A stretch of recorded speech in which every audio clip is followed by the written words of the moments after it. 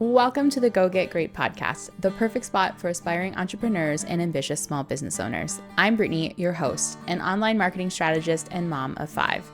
Here you'll discover how to start or scale your small business with practical marketing and business strategies that even the busiest entrepreneurs can implement. But we don't just stop at business insight, because we know that what you do when you're not wearing your entrepreneur hat is just as important to the success of your business. As a fellow mom, I understand the importance of having a space for real talk where we share the relatable, messy moments of balancing motherhood and a business. So let's dive in and start your journey from good to great. If there is one thing that I would like to never see on social media again, it's got to be holiday messages.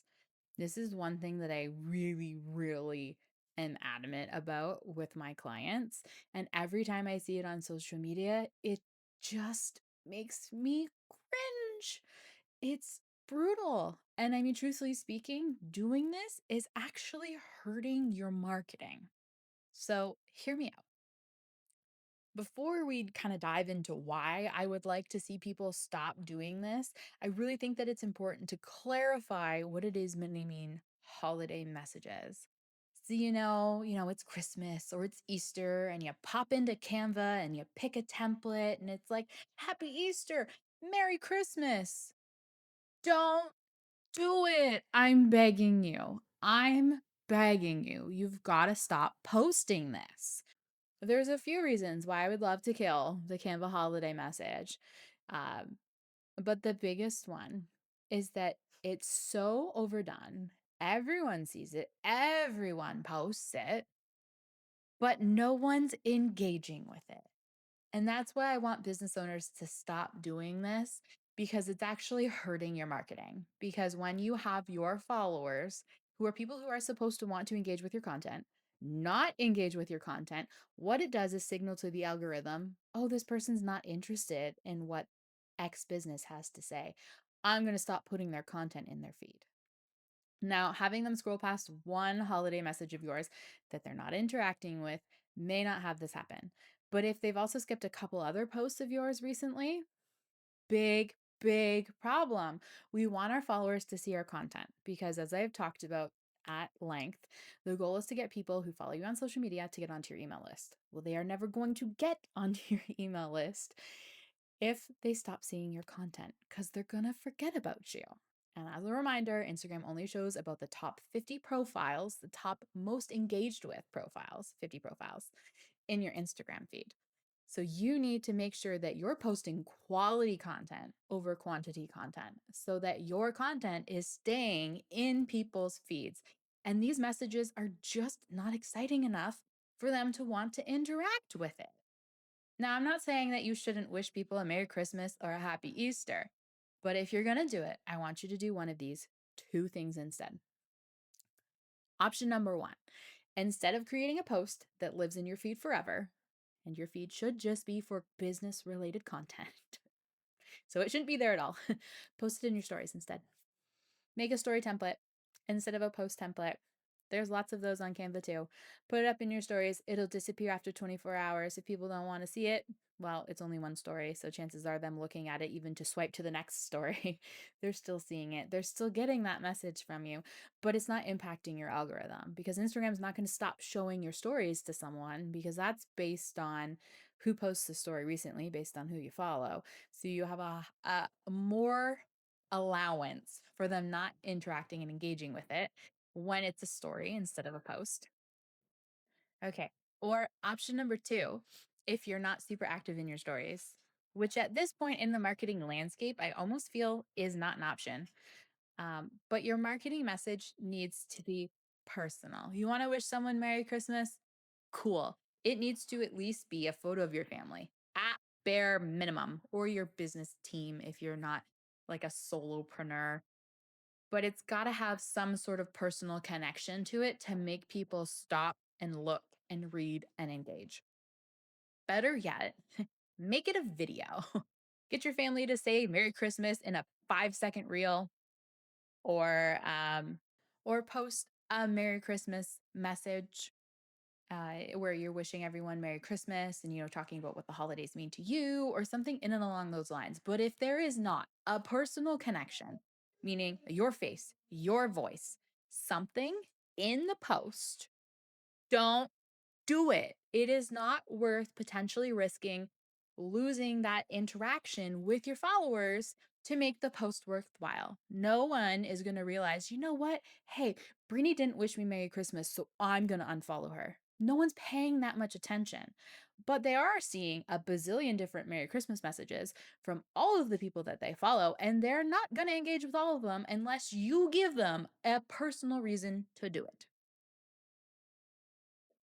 So that's my big thing for 2026. Actually, it was my big thing for 2025 too. I just never got around to talking about it on my podcast because I wasn't podcasting last year. But that's something that I've been really, really pushing my clients to stop doing, because when I was posting it for my clients, even back in like 2024, the engagement rate was really low. It's not worth it. But I'll get them, my clients used to say, but Brittany, we need to share our holiday hours. I hear you. I really do. That yes, you should share your holiday hours with your people. Update your Google business profile. People are going to check there for hours. If your hours are not updated there, they're going to check your social media. And if it's not posted on social media, they're going to call you. And obviously, if you're not open, you're not going to answer. So that's going to give them their answer. But I can understand why you wouldn't want people to have to do that. But if you are open, people may not be willing to do that. So, yes, it is still good to share that information with people on social media, but that does not mean that it needs to be a post. I'm still adamant. We don't need those posts, guys. If you're doing a personal post, okay, mention it in the caption. I will give you that. Captions are forgiving. But if you want to share your holiday hours, make it a story. But Brittany, it's a long weekend. It's 3 days. That's fine. Schedule the story so that it's live for all 3 days. You can do that, and you don't even have to be online. But then the story disappears when the holiday weekend is over and your hours are back to normal, and it's not hurting your engagement. It's not taking up space in your feed. That is the correct way to do it. Story content, personal connection. Ditch the feed posts, guys. Not only is it going to make it well, if you're creating story content, it's not necessarily easier for you, but it's just going to be so much better. We're focusing on quality and user friendliness over engagement. People are also more likely to see your stories than they probably are your feed posts anyway. Because when I'm on Instagram, I might scroll my feed for a couple minutes, but 9 times out of 10, I want to see what people are up to behind the scenes. And I get that information from the stories. And most people are more active in story content than they are in your feed posts. Feed posts are great for converting existing followers. And you can do this in your stories too, but converting existing followers into customers and clients. And it's also great if you're creating real content to help you get new followers. But it's not good at helping tell people what your holiday hours are, because you're just hurting, as we've already established, you're hurting your engagement, which may mean that people stop seeing your content, which is not what we want. It's not what we want. And truthfully speaking, feeds, especially around the holidays, not only are they bombarded with all of the same messaging that no one wants to keep seeing, but there's a lot of ads in your feed because people use story ads less than they use feed ads. So you're more likely to have people see your stuff when it's in the stories. So if I haven't convinced you at this point that this is the way to go, I'm probably not going to. So I'm going to stop talking now. But if you're looking for more insight and tips and tricks and things like that, make sure you're following the Go Get Great podcast on Spotify or Apple Podcasts, or you're on my email list so that you know when I drop new episodes. And you can hang out on socials if you want, and I share information there as well. But the marketing landscape is changing, and your business needs to keep up. And this is one of the really easy, but really big things that you can do to help keep your business relevant on social media in 2026. So thank you guys for listening if you made it this far in the episode, and make sure you stick around for all the other marketing insight that I will be sharing this year. See you in the next episode. Thank you so much for tuning in to today's episode of Go Get Great. I hope that you found some inspiration and practical tips to help you take your life and business from good to great. If you enjoyed today's episode, please make sure to leave a review and subscribe so you never miss an episode. We've got so much more valuable content and amazing guests coming your way. And don't forget to follow us on social media for marketing tips and a whole lot of relatable mom content. You can find us on Instagram at Brittany Miller Socials and at Brittany N Miller _. And if you're ready to elevate your marketing game, I would love to work with you. Whether you need help with social media strategy, email marketing, or growing a podcast of your own, Brittany Miller Socials is here to support you every step of the way. Visit my website at www.brittnymillersocials.ca to learn more about how we can work together.